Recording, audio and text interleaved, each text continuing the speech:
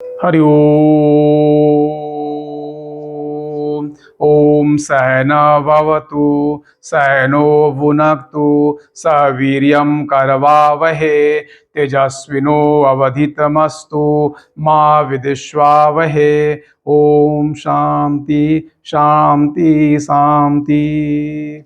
Hello everyone, myself Santosh Chaube. Good evening to all of you. Today we shall discuss what is Constitution. आज की class में हम लोग बात करेंगे संविधान किसे कहते हैं। देखिए, जो हमारा प्रीवियस लेक्चर था उसमें हम लोगों ने पढ़ा व्हाट इज पॉलिटी। आज हम लोग एपिसोड नंबर 2 में पढ़ते हैं व्हाट इज कॉन्स्टिट्यूशन। देखो, मैं बताना चाहूंगा कि जब हमें किसी भी ऐसे शब्दों पे बात करना हो तो सबसे पहले हमें उसके भावार्थ को और उसका जो शब्दार्थ है उस पर बातचीत करनी चाहिए, क्योंकि इसके माध्यम से हम उस शब्द के तह तक पहुंच सकते हैं। तो आइए देखते हैं हम लोग कि जो संविधान या कॉन्स्टिट्यूशन है उसका शाब्दिक अर्थ क्या है। देखिए, जो संविधान है उसके लिए अंग्रेजी का शब्द इस्तेमाल होता है कॉन्स्टिट्यूशन। कॉन्स्टिट्यूशन, और यह जो कॉन्स्टिट्यूशन है यह एक लैटिन भाषा के शब्द से निकला हुआ है, और वह लैटिन भाषा का शब्द है कॉन्स्टिट्यूशनेम। कॉन्स्टिट्यूशनेम, इसका अर्थ होता है to have a proper order. To have a proper order. To have a proper order, इसका अर्थ हो गया किसी को व्यवस्थित रूप प्रदान करना, अर्थात यह हो गया व्यवस्थित रूप प्रदान करना। तो यहाँ पे देखो, हम लोगों ने क्या देखा कि जो the term constitution has been derived from a Latin term constitutionem which meaning is to have a proper order. संविधान के लिए अंग्रेजी का शब्द कॉन्स्टिट्यूशन इस्तेमाल होता है, और यह कॉन्स्टिट्यूशन शब्द जो है यह लैटिन भाषा का शब्द कॉन्स्टिट्यूशनम से निकला हुआ है, जिसका अर्थ होता है किसी को व्यवस्थित रूप प्रदान करना। अब यहाँ सवाल यह है किसको व्यवस्थित रूप प्रदान करना है। तो चूंकि देखिए, जो राज्य व्यवस्था है उसके अंतर्गत संविधान पढ़ा जाता है, और जाहिर सी बात है कि यहाँ पर राज्य की जो व्यवस्था है उस व्यवस्था को बनाने के लिए जो नियमों कानूनों का समूह है उसी के बारे में यहाँ पर अध्ययन किया जाएगा। तो जाहिर सी बात हम कह सकते हैं कि जो संविधान है, संविधान वास्तव में उन नियमों और विनियमों का समूह है जो जिसके माध्यम से राज्य को व्यवस्थित रूप प्रदान किया जाता है। आप कह सकते हो कि constitution is set of rules and regulations by which the state is conducted. जिन नियमों और विनियमों के माध्यम से राज्य का परिचालन किया जाता है उसको हम लोग शाब्दिक आधार पर संविधान कहते हैं। लेकिन बताना चाहूंगा कि there are 1248 laws in India. भारत में 1248 कानून है, और ये 1248 कानून के माध्यम से भारत में व्यवस्थाएं स्थापित की जाती हैं। तो क्या सभी संविधान हैं क्या? आइए हम लोग इस पर बातचीत करते हैं। देखो, मैं आपको कुछ एग्जाम्पल देना चाहूंगा। जैसे उदाहरण के लिए 2020 में जो कोविड की पहली लहर आई, उस कोविड की जब पहली लहर आई तो भारत और दुनिया के सभी देशों के जो लोग हैं उनके लिए कुछ नए शब्द आ गए। जैसे लॉकडाउन शब्द आया, जैसे सोशल डिस्टेंसिंग शब्द आई। तो लॉकडाउन में क्या था कि चाहे वो आपका दुकान हो, चाहे वो आपका मकान हो, चाहे आपका चाहे बाजार हो, चाहे बारात हो, चाहे दिवाले हो, सभी में लोगों को जाने की पर प्रतिबंध लगा दिया गया था। अब देखिए, अगर मैं बात करना चाहूंगा कि अगर संविधान की बात करोगे तो संविधान में तो आपको भारतीय संविधान का जो अनुच्छेद 19 है, 19(1) जो डी है उसमें आपको भारत के सभी नागरिकों को अधिकार मिला हुआ लिखा हुआ है कि every citizen of India shall have the right to move freely in any part of India. भारत के सभी नागरिकों को भारत के किसी भी भाग में आबाद तरीके से घूमने की स्वतंत्रता होगी। लेकिन यहाँ पर क्या किया गया, यहाँ पर आप पर प्रतिबंध लगाए गए। तो मैं आपको बताना यहाँ पर चाहूंगा कि जो अब सवाल यह है कि संविधान में स्पष्ट रूप से तो लिखा हुआ नहीं है। हाँ, यह जरूर लिखा हुआ है अनुच्छेद 19(1)(5), अनुच्छेद 19(1) जो आपका अनुच्छेद 19 जो 5 है उसमें लिखा हुआ है कि जो भारतीय संविधान का अनुच्छेद आपका 1(a)(1)(d) है उस पर प्रतिबंध लगाया जा सकता है यदि समान जनता के हित की बात हो या अनुसूचित जनजातियों के हितों की बात हो। अब यहाँ पर देखो, बताना चाहूंगा कि स्पष्ट रूप से नहीं लिखा हुआ है, लेकिन यह लिखा हुआ कि जनता के हित के लिए। उसके आधार पर एक कानून बनाया गया भारत में, जिस कानून का नाम है disaster management act. Disaster management act 2005। और यह डिजास्टर मैनेजमेंट एक्ट जो 2005 है, इसका जो सेक्शन नंबर 6 है, सेक्शन जो इसका 6 है, यह सेक्शन 6 कहता है कि यदि किसी भी प्रकार की भारत में कोई भी प्राकृतिक आपदा आ जाती है, चाहे वो आपदा मानवीय हो और चाहे वो आपदा जो है प्राकृतिक हो, इस प्रकार की कोई आपदा आ जाती है तो आपदा की स्थिति में केंद्र में भारत के प्रधानमंत्री को, राज्य में भारत के राज्यों के मुख्यमंत्रियों को और जिले में जो जिलाधीश है इनको अधिकार होगा कि वे वहां पर सुसंगत किसी प्रकार का भी कोई भी निर्णय ले सकते हैं। और इस प्रकार से बताना चाहूंगा कि जो आपका डिजास्टर मैनेजमेंट एक्ट 2005 का सेक्शन नंबर 6 है उसके आधार पर आपके लॉकडाउन लगाए गए और लोगों को प्रतिबंधित किया गया। तो देखो यहाँ पर जो डिजास्टर मैनेजमेंट एक्ट 2005 है भारत का संविधान नहीं है, तो यहाँ पे यह कहना कि जिससे हम व्यवस्था बनाते हैं वो उसी को हम संविधान कहेंगे, या जो परिभाषा हो जाएगी यह परिभाषा थोड़ी सी गलत हो जाएगी। इसी प्रकार से मैं आपको एक और एग्जांपल दूं, जैसे मान लो आपकी शादी हो गई है और आपकी आपकी जो है पत्नी है वो आपसे मेंटेनेंस की मांग करती है, वो कहती है कि भाई हमें आप जो है कमाते हो उसमें हमारा भी अधिकार है। आप कहते देखो भाई हमने तुम्हारा कोई ठेका नहीं ले रखा है, मैं खाऊंगा पीऊंगा मस्त रहूंगा, मुझे तुमसे कोई मतलब नहीं है। तो मैं बताना चाहूंगा आपको कि इसके लिए सीआरपीसी 1925 सीआरपीसी जो है वो 1973 की धारा नंबर 125 है, वो यह कहता है कि आपके ऊपर जो भी डिपेंडेंट है, माता पिता पत्नी बच्चे, तो आपका यह कर्तव्य बनता है कि आप अपनी आर्थिक सामर्थ्य में रखते हुए और रहते हुए उनका जो है मेंटेनेंस करें, उनको उनका जो है देखभाल करें। और यदि आप ऐसा नहीं करते हैं तो जाहिर सी बात है आप दंड के भागी बनेंगे। तो देखो यहाँ पर जो सीआरपीसी 1973 है 1973 है, इसका जो सेक्शन नंबर 125 है, यह तो संविधान तो है नहीं, लेकिन इसके माध्यम से व्यवस्था तो बनाई ही जा रही है। इसी प्रकार से मैं एक एग्जांपल और आपको देता हूं कि suppose that you are going through the road and you have not worn any head gear. आप सड़क से जा रहे हो और आपने किसी प्रकार का कोई हेलमेट नहीं लगा रखा है, ट्रैफिक पुलिस ने आपको रोक लिया और रोक करके आपका चालान काट देते हैं। तो आप ट्रैफिक पुलिस से कहते हो कि भाई हेलमेट पहन के चलना, कहाँ पे लिखा हुआ है कि यह जो है वह कानून है, और जो भारत के संविधान में तो लिखा नहीं है। तो मैं बताना चाहूंगा कि भारत के संविधान में भले ना लिखा हो इस प्रकार से स्पष्ट रूप से कि आपको हेलमेट पहन के चलना है, लेकिन बताना चाहूंगा आपको इसके लिए सेंट्रल मोटर व्हीकल एक्ट जो 1989 है उसका जो रूल नंबर 129 है उसमें यह लिखा हुआ है कि आपको हेड गियर पहन करके चलना जरूरी है। आपको अगर नहीं चलते हो तो आप दंड के भागी बनोगे। इस प्रकार से मैं बताना चाहूंगा कि जो डिजास्टर मैनेजमेंट एक्ट 2003 है, जो सीआरपीसी 1973 है, जो आपका सेंट्रल मोटर व्हीकल एक्ट है, मोटर व्हीकल एक्ट है,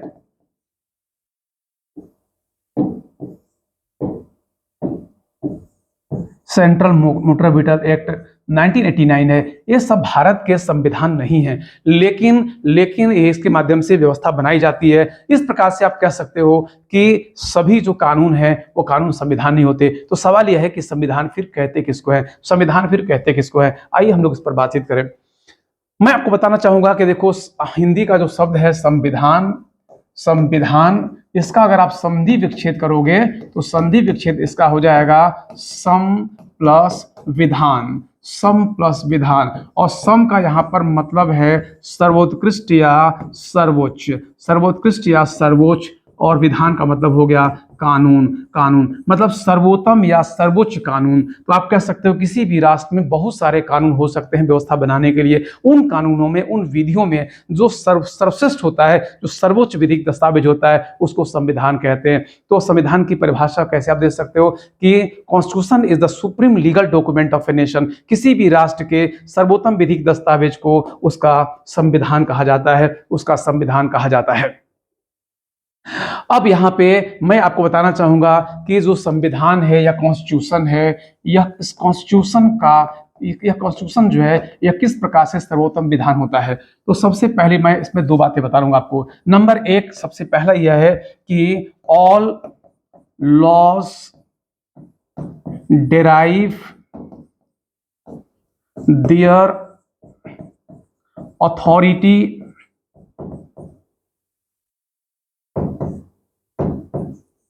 authority from it.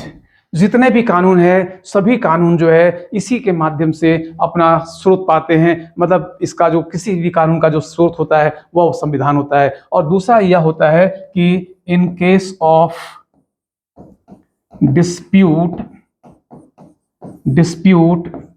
Between two laws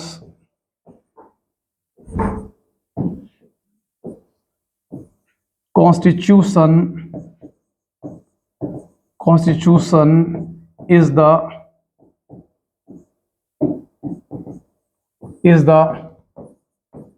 arbitrator and prevails। यदि कभी भी दो कानून के बीच में किसी प्रकार का कोई भी यदि वहां पर विवाद हो जाता है तो विवाद की स्थिति में क्या होगा, संविधान जो है वो उसका मध्यस्थता करेगा, संविधान मध्यस्थता करेगा और संविधान जो है अविभावी हो जाएगा। तो इस प्रकार से अगर पूछा जाए कि संविधान या जो कॉन्स्टिट्यूशन है या संविधान जो है या सर्वोत्तम विधान किस प्रकार से है, तो आप कह सकते हो कि यह दो प्रकार से है। पहला हो गया नंबर 1 कि राष्ट्र के सभी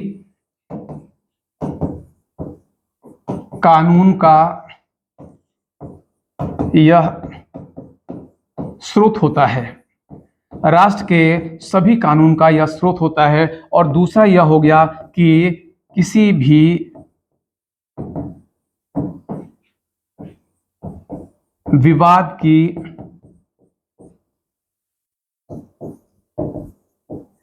स्थिति में यह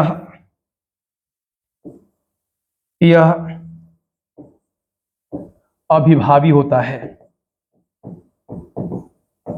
चलिए, तो हम लोगों ने देखा कि constitution is the supreme legal document of a nation. किसी भी राष्ट्र के सर्वोत्तम कानूनी दस्तावेज को संविधान कहते हैं और यह सर्वोच्च इसलिए होता है क्योंकि राष्ट्र के सभी कानून का यह स्रोत होता है और किसी विवाद की स्थिति में यह क्या होता है, यह अविभावी होता है। तो मैं आपको यहाँ पर थोड़ा सा बताना चाहूंगा। जैसे उदाहरण के लिए आप कहोगे कि सर जी जो डिजास्टर मैनेजमेंट एक्ट 2005 था, जो डिजास्टर मैनेजमेंट एक्ट, आपने मैनेजमेंट एक्ट की बात की,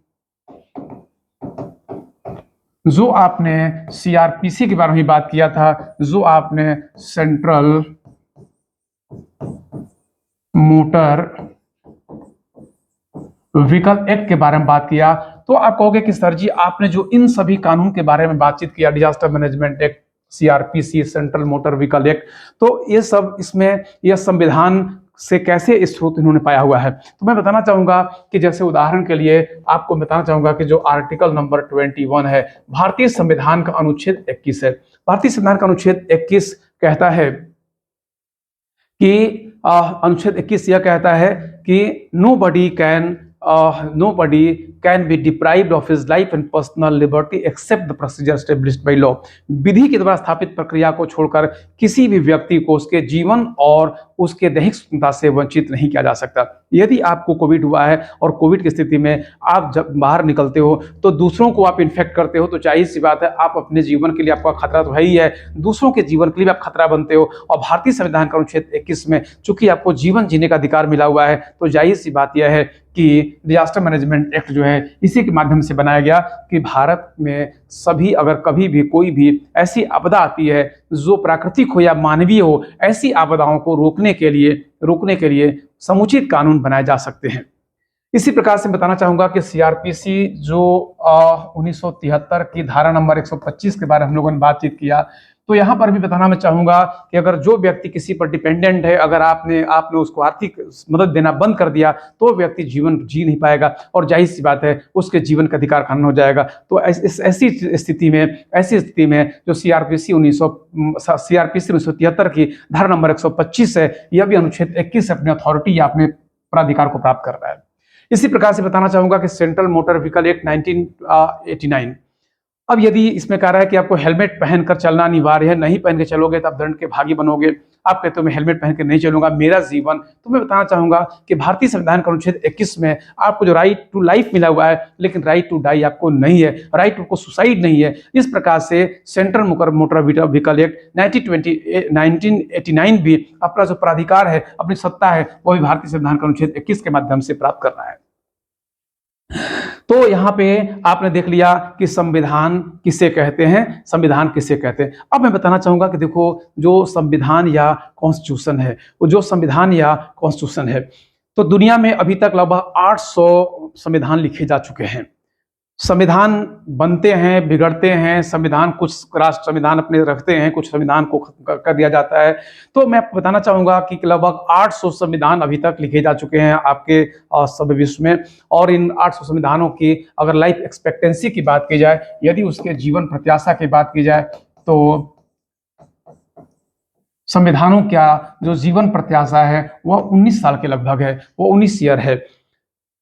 दूसरी बात यह है कि अगर हम बात करें कि दुनिया का जो संविधान है, सबसे पहला संविधान कहाँ लिखा गया, तो बताना चाहूँगा कि दुनिया में सबसे पहला जो संविधान लिखा गया था, वो लिखा गया था मेसोपोटामिया की सभ्यता में। और उसको लिखवाने में जो राजा थे, वह थे आपका वहाँ का राजा यूरी कगिना। यूरी कगिना ने आज 2300 ईसा पूर्व में 2300 BC में एक संविधान लिखवाया था। तो दुनिया का सबसे पहला यह संविधान लिखा गया था। लेकिन मैं बताना चाहूँगा कि यह संविधान जो है वो इतिहास के गर्त में कहीं समाप्त हो गया। और इसलिए यही कारण है कि जो संविधान अभी भी चल रहा है, इससे यही कारण है कि सबसे प्राचीन संविधान माना जाता है यूनाइटेड स्टेट्स ऑफ अमेरिका का संविधान। अच्छा, संयुक्त राष्ट्र अमेरिका का संविधान। तो यह जो संयुक्त राज्य अमेरिका का संविधान है, दुनिया का इसको सबसे प्राचीन संविधान माना जाता है। जहाँ तक संविधानों के आपके बड़े छोटे होने का सवाल है, तो बताना चाहूँगा कि दुनिया का सबसे बड़ा संविधान है, बृहद संविधान है, वो भारत का संविधान है, जिसमें 1,46,385 शब्द पड़े हुए हैं। और दुनिया का सबसे छोटा संविधान है वो मोनाको का संविधान है, जिसमें आपको 3,814 शब्द हैं।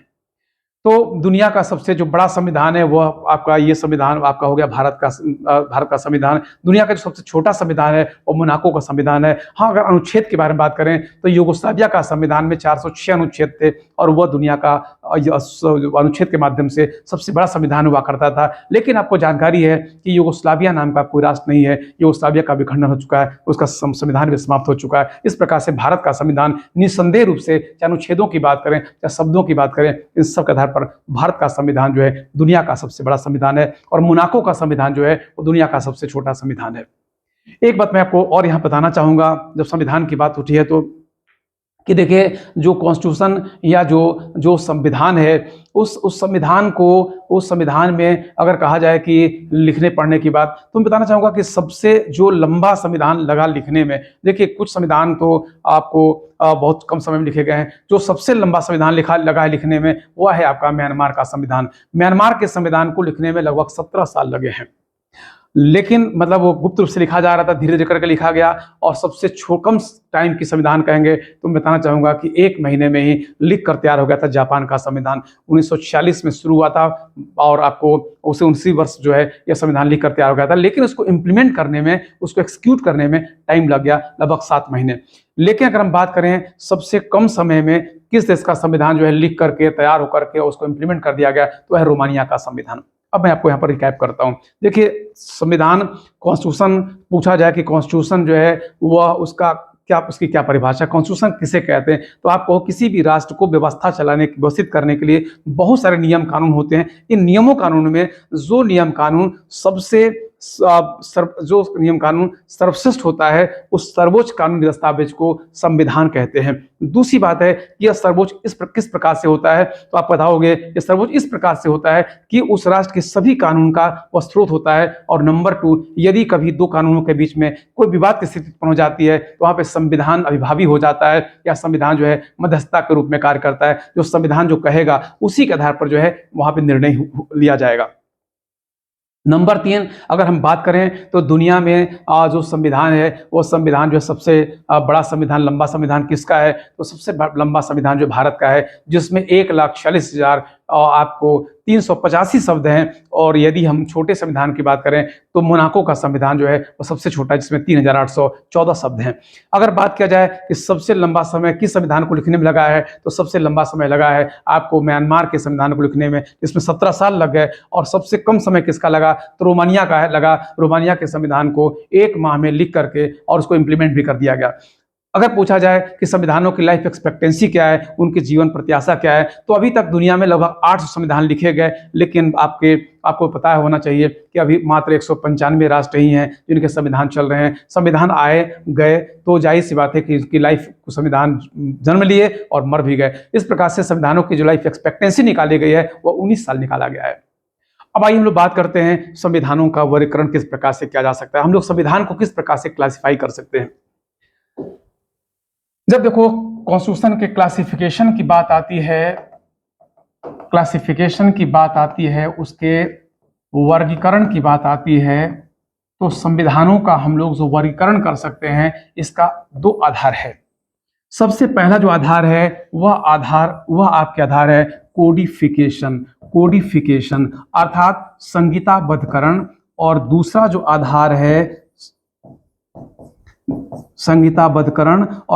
आधार है वह आधार आपका है संशोधनीयता या अमेंडेबिलिटी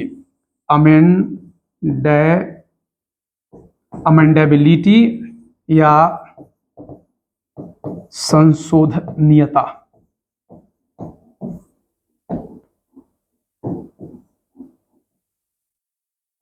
अब यहां पे मैं आपको बताऊं कि देखिए कोडिफिकेशन का मतलब क्या हो गया। कोडिफिकेशन का मतलब यह हो गया कि जिस संविधान को लिखा गया, मतलब एक तो हो गया लिखने के आधार पर, और दूसरा हो गया कि संविधान में परिवर्तन की कितनी गुंजाइश है। परिवर्तन की कितनी गुंजाइश है, इसके आधार पर संविधान जो है वह दो प्रकार के हो जाते हैं, और जो संविधान में लिखने की बात है, संहिताबद्ध करने की बात है, उसके आधार पर भी संविधान हो जाते हैं दो प्रकार के। आइए हम लोग इन दोनों प्रकारों के आधार पर संविधानों को बांट करके पढ़ते हैं, देखते हैं। आइए देखते हैं हम लोग कोडिफिकेशन के आधार पर। तो सबसे पहला हो गया आपका कोडिफिकेशन के आधार पर संविधान। कोडिफिकेशन, सबसे पहले आप समझो कोडिफिकेशन किसे कहते हैं। कोडिफिकेशन किसे कहते हैं, मैं आपको कुछ उदाहरण देना चाहूंगा, जैसे कि आईपीसी है, जैसे कि आपका सीआरपीसी है, जैसे कि आपका सीपीसी है, जैसे कि आपकी सीपीसी है। अब देखो यहाँ पर क्या लिखा हुआ, इंडियन पीनल कोड, यहाँ पर क्या होगा क्रिमिनल प्रोसीजर कोड, यहाँ पर क्या हो गया, ये होगा सिविल प्रोसीजर कोड। अब जो इंडियन पीनल कोड 1860 में भारत में अपराध करने पर किसी व्यक्ति को क्या सजा दी जाएगी, तो जब सजा देने के लिए जो हम लोगों ने नियमों का समूह बना दिया, उस नियमों के समूह को हम लोगों ने कहा भारतीय दंड और यह कहा संहिता। इसी प्रकार से जब कोई व्यक्ति अपराध करता है तो उस अपराध के लिए जो प्रक्रियाएं चलाई जाती हैं, उन प्रक्रियाओं के लिए एक नियमों का समूह बनाया गया 1973 में, जिसको हम लोगों ने क्रिमिनल प्रोसीजर कोड कहा, सीआरपीसी 1973। तो यहाँ पर भी आपने देखा कोड। इसी प्रकार से 1908 ईस्वी में आपको जो सिविल प्रक्रियाएं हैं वो किस प्रकार से परिचालित की जाएंगी, उसमें जो है कानून कैसे काम करेगा, तो यह सिविल प्रोसीजर कोड आपका 1908 है, यहाँ पर भी कोड है। तो देखो कोड का मतलब क्या होगा, आपने देखा कि एक पर्टिकुलर सब्जेक्ट पर जो कानूनों का संग्रह है उसको हम लोग कोड कहते हैं। एक पर्टिकुलर एक खास विषय पर जो किसी भी विधियों का समूह होता है उसको हम लोग कोड कहते हैं, तो देखो कोड के लिए क्या किया जाएगा, आपको कोड करने का मतलब यह है कि आप इसको लिखोगे और उस एक निश्चित विषय पर उसको लिखा जाएगा। तो मैं बताना चाहूंगा कि कोडिफिकेशन के आधार पर कॉन्स्टिट्यूशन दो प्रकार के होते हैं, एक होता है कोडिफाइड, इसी को हम लोग कहते हैं रिटेन या लिखित संविधान, और दूसरा जो होता है वह होता है अनकोडिफाइड, इसी को हम लोग कहते हैं अनरिटेन या अलिखित संविधान। दो प्रकार के आपके संविधान हो जाएंगे, पहला आपका हो गया लिखित या कोडिफाइड या लिखित संविधान, और दूसरा हो गया अनकोडिफाइड या अलिखित संविधान। अब देखिए जो कोडिफाइड कॉन्स्टिट्यूशन है, पहले उसके बारे में बता दूं आपको कि दुनिया में जो दुनिया में संयुक्त राष्ट्र संघ की अगर हम बात करें तो संयुक्त राष्ट्र संघ के मान्यता प्राप्त 193 और दो जो है पर्यवेक्षक राज्य का दर्जा प्राप्त राज्य 195, जो 195 राज्य हैं, इन 195 राज्यों में से 189 ऐसे राज्य हैं जिनके संविधानों को संहिताबद्ध किया गया, मतलब जिनके संविधानों को लिखा गया। और दूसरा यह है कि ऐसे दुनिया में 6 ऐसे देश हैं जिनके संविधानों को कोडिफाइड नहीं किया गया है, वो लिखित रूप में जरूर हैं लेकिन उनको हम लोगों ने लिखने के लिए कोई संहिता उसकी नहीं बना रखी है। तो हम लोग इसको भी समझते हैं, आइए देखते हैं। सबसे पहले हो गया आपका कोडिफाइड कॉन्स्टिट्यूशन, कोडिफाइड या इसको हम कहेंगे रिटन कॉन्स्टिट्यूशन, संहिताबद्ध या लिखित संविधान किसे कहते हैं। तो सबसे पहली बात ये होती है कि जो लिखित संविधान या कोडिफाइड कॉन्स्टिट्यूशन है, it is a constitution which is result of a formal meeting. ऐसा संविधान जिसको लिखने के लिए क्या की गई है, जिसको लिखने के लिए एक औपचारिक सभा बुलाई जाती है, एक फॉर्मल मीटिंग बुलाई जाती है। तो यह संविधान जो है, यह संविधान औपचारिक सभा का परिणाम होता है, यह संविधान औपचारिक सभा का परिणाम होता है। इसके लिए फॉर्मल मीटिंग होती है। और दूसरी बात यह है कि जब यह फॉर्मल मीटिंग के माध्यम से अगर संविधान आप लिखोगे तो इसका एक ही दस्तावेज होगा, तो इसका होता है सिंगल डॉक्यूमेंट। इसका होता है सिंगल डॉक्यूमेंट। जैसे उदाहरण के लिए मैं आपको बताना चाहूंगा कि अगर आप किसी भी दुकान पे जाओ, मतलब किसी आप जो है किताब की दुकान पे जाओ और किताब की दुकान पर आप मांगो कि अमेरिका का संविधान दे दीजिए, तो अमेरिका का संविधान चूंकि कोडिफाइड किया गया 1788 में, यह कोडिफाइड होकर के तैयार हो गया था, तो अमेरिका का संविधान आपको मिल जाएगा। लेकिन अगर आप चले जाओ और कहो कि यूनाइटेड किंगडम का संविधान दे दीजिए, आप सेंट मेरिनो का संविधान दे दीजिए, तो आपको नहीं दे पाएंगे, क्योंकि वह उसको लिखने के लिए कुछ सभा नहीं बुलाई गई थी और इस कारण से उसमें बहुत सारे दस्तावेज के रूप में यह बिखरा हुआ है। तो कोडिफाइड या रिटन कॉन्स्टिट्यूशन मतलब क्या हो गया कि constitution which is result of formal meeting and which is single document. वह संविधान जिसको लिखने के लिए औपचारिक सभा बुलाई जाती है और जिसका एक ही सिंगल दस्तावेज होता है, ऐसे संविधान को हम लोग कहते हैं लिखित संविधान, या इसको हम लोग कहते हैं संहिताबद्ध संविधान। बताना चाहूंगा इसे उदाहरण के लिए, आप उदाहरण एग्जाम्पल ले लो। जैसे आप ले लो यूनाइटेड स्टेट्स ऑफ अमेरिका, इसका संविधान 1788 में बनकर तैयार हो गया, तो यह कहलाएगा कि यह कोडिफाइड कॉन्स्टिट्यूशन है। इसी प्रकार से आप फ्रांस की बात ले लो, तो फ्रांस ने 1791 में अपना संविधान लिखवाया था। हालांकि संविधान फ्रांस के 4 बार बदल करके 5वां संविधान इसका 1958 का चल रहा है, तो यह संविधान भी कोडिफाइड कहलाएगा। इसी प्रकार से बताना चाहूंगा स्विट्जरलैंड का आप उदाहरण ले लो। स्विट्जरलैंड का संविधान 1848 में बनकर तैयार हुआ, यह भी एक कोडिफाइड संविधान का उदाहरण हो गया। इसी प्रकार से आप ऑस्ट्रेलिया की बात ले लो। ऑस्ट्रेलिया का संविधान जो है 1900 में बनकर तैयार हुआ, यह भी संहिताबद्ध संविधान कहलाएगा। इसी प्रकार से आप उदाहरण ले लीजिए जापान का संविधान 1947 में बनकर तैयार हुआ, तो यह भी एक कोडिफाइड कॉन्स्टिट्यूशन का उदाहरण हो गया। इंडिया का संविधान जो है यह आपका 1949 में बनकर तैयार हुआ। ये सभी संविधान संहिताबद्ध संविधानों के उदाहरण है। दुनिया में 189 संविधान है जो संहिताबद्ध है। अब मैं बताना चाहूंगा कि जो लिखित संविधान है या जो संहिताबद्ध संविधान है, इसमें संयुक्त राज्य अमेरिका का संविधान जो है यह आपका है ओल्डेस्ट कॉन्स्टिट्यूशन है। यह ओल्डेस्ट कॉन्स्टिट्यूशन है। दुनिया का सबसे प्राचीन संविधान जो है वो यूनाइटेड स्टेट्स ऑफ अमेरिका का, संयुक्त राज्य अमेरिका का चल रहा है। और यदि बात करें हम लोग कि सबसे नया संविधान किसका है, तो मैं बताना चाहूंगा कि जो क्यूबा है, क्यूबा में 2019 में एक संविधान लिखकर अभी तैयार हुआ है, तो क्यूबा का संविधान जो है वो लेटेस्ट संविधान है। तो लिखित संविधानों में आपका अमेरिका का संविधान सबसे प्राचीन संविधान है और क्यूबा का संविधान जो है वो सबसे अर्वाचीन है, सबसे नया संविधान है। तो आपने देख लिया कि कोडिफिकेशन के आधार पर आपका हो गया, पहला कोडिफाइड हो गया। दूसरा हो गया आपका अनकोडिफाइड कॉन्स्टिट्यूशन। अनकोडिफाइड कॉन्स्टिट्यूशन अर्थात अलिखित संविधान। अब देखिए अलिखित संविधान क्या होता है। सबसे पहली बात है कि संविधान को लिखने के लिए कोई भी सभा नहीं बुलाई जाती, और दूसरी बात होती है कि इसका कोई भी सिंगल दस्तावेज नहीं होता है। पहला नंबर 1 कि नो फॉर्मल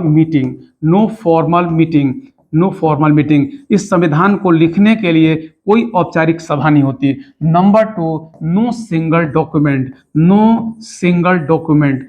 इसके बहुत सारे दस्तावेज होते हैं, इसमें एकल दस्तावेज नहीं होता। नंबर 3 जो है यह स्रोत कहाँ से पाता है, तो यह कहाँ से आता है, तो इसका जो अथॉरिटी होती है वह होता है आपका जो है वह significant laws made by legislature. विधायिका के द्वारा जो महत्वपूर्ण कानून बनाए जाते हैं वह कानून इसका स्रोत हो जाता है। इसी प्रकार से आपका लैंडमार्क जजमेंट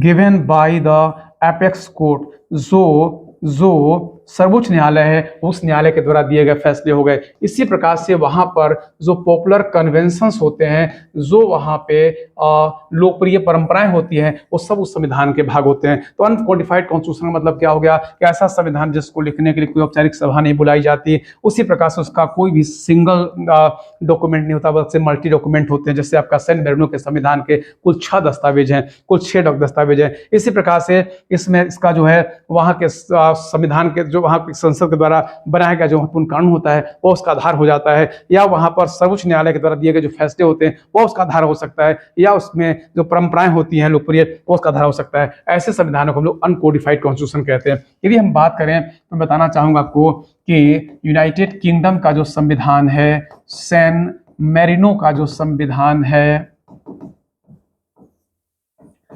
इसी प्रकार से आपका कनाडा का संविधान, न्यूजीलैंड का संविधान, न्यूजीलैंड का संविधान, इसी तरीके से आपको मैं बताना चाहूंगा कि आपका स्वीडन का संविधान, इजराइल का संविधान, ये जो संविधान है ये संविधान आपके लिखित संविधानों अलिखित संविधानों को उदाहरण है। तो यह जो है अनकोडिफाइड कॉन्स्टिट्यूशन हो गया यूनाइटेड किंगडम का संविधान। अब बताना चाहूंगा यूनाइटेड किंगडम का संविधान में, संविधान देखो ऐसा नहीं कि लिखित नहीं होता, इसके बहुत सारे दस्तावेज होते हैं। जैसे उदाहरण के लिए यूनाइटेड किंगडम का जो संविधान है उसमें मुख्य जो आपका डॉक्यूमेंट है वह आपका है मैग्ना कार्टा, वह है बिल ऑफ राइट्स। इसी प्रकार सैन मेरिनो के संविधान में बताना चाहूंगा कि 6 कुल दस्तावेज हैं। कनाडा के संविधान में 6 डॉक्यूमेंट्स बड़े बड़े हैं। सभी संविधानों में 1 से अधिक दस्तावेज है। और दूसरी बात यह है कि यह दस्तावेज जो है वो बदलते भी रहते हैं, चेंज होते रहते हैं। तो दुनिया के आपके 6 देश हैं जिनके संविधान जो है अलिखित हैं या अनकोडिफाइड हैं। एक बात मैं को बता दूं कि जो United Kingdom, San Marino, Canada, ये संविधान, इसमें अगर पूछा जाए कि सबसे प्राचीन संविधान किसका है तो ओल्डेस्ट कॉन्स्टिट्यूशन आपका हो गया यूनाइटेड किंगडम का। और सबसे लेटेस्ट किसका है तो 1950 में, 1948 में इजराइल राष्ट्र बना, 1950 में उसने जो पहला अपना संवैधानिक दस्तावेज जारी किया, तो इजराइल का संविधान इसमें सबसे लेटेस्ट हो गया और सबसे आपका जो ओल्डेस्ट हो गया यूनाइटेड किंगडम का संविधान। अगर पूछा जाए कि दुनिया का सबसे प्राचीन संविधान जो लिखित रूप से है वो किसका है तो अमेरिका का संविधान है। और लिखित में किसका है यूनाइटेड किंगडम का संविधान है। और लिखित में से सबसे नया संविधान किसका, क्यूबा का है। और लिखित में सबसे जो है नया संविधान किसका है तो यह हो जाएगा इजराइल का संविधान। अब यहाँ पे एक तो बात हो गई कि आपको संहिताबद्धकरण के आधार पे हम लोग संविधानों का वर्गीकरण कर सकते हैं। दूसरा देखो क्या होता है अमेंडेबिलिटी, मतलब हो गया संशोधनीयता मतलब बदलने की गुंजाइश। तो मैं आपको बताना चाहूंगा कि देखो संशोधनीयता के आधार पर हम लोग संविधान को 2 वर्गों में बांट सकते हैं। पहला जो संविधान होगा वो होगा कठोर या अनम्य, और दूसरा हो गया आपका लचीला, फ्लेक्सिबल या लचीला। तो यहाँ पर आप देख सकते हो कि जो अमेंडेबिलिटी है इसके आधार पर भी संविधान 2 प्रकार के हो सकते हैं। पहला आपका हो गया रिजिड या आपका मतलब रिजिड मतलब हो गया कठोर, और इसको हम लोग कह सकते हैं कठोर या अनम्य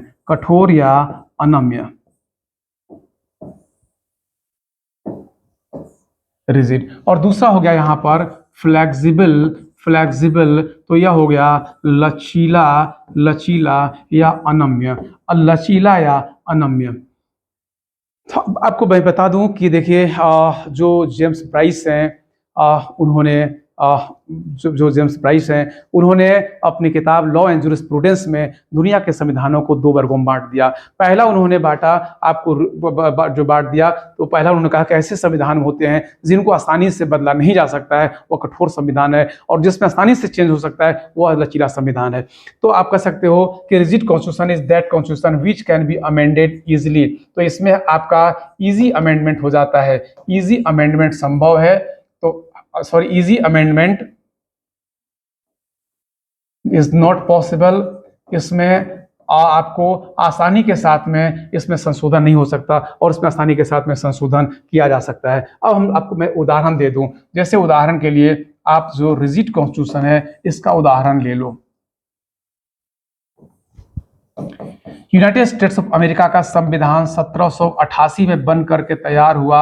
यह आपका 2023 चल रहा है। अभी तक मात्र इस संविधान में 27 संशोधन ही किए जा सके हैं। इसी प्रकार से ऑस्ट्रेलिया की आप बात कर लो, ऑस्ट्रेलिया का संविधान 1900 में बन करके तैयार हुआ।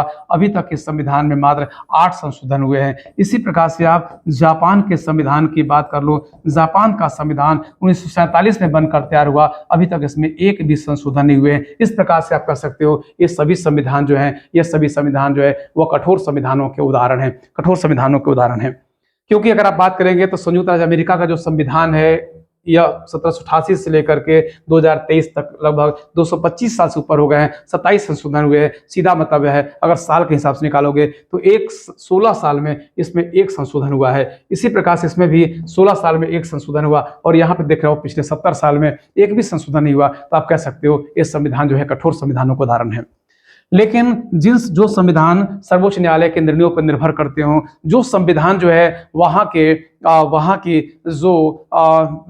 जो वहाँ की संसद है उसे कानून पर निर्भर करते हो, जाहिर सी बात है वो संविधान जो है बदलता ही रहेगा। तो एक संविधान वह होता है जिस संविधान में आसानी से परिवर्तन नहीं किया जा सकता। That constitution is called as rigid constitution, but on the other hand if amendment can be done easily then constitution is called as flexible. लेकिन अगर संशोधन आसानी से किया जा सकता है तो ऐसे संविधान को हम लोग लचीला संविधान कहते हैं।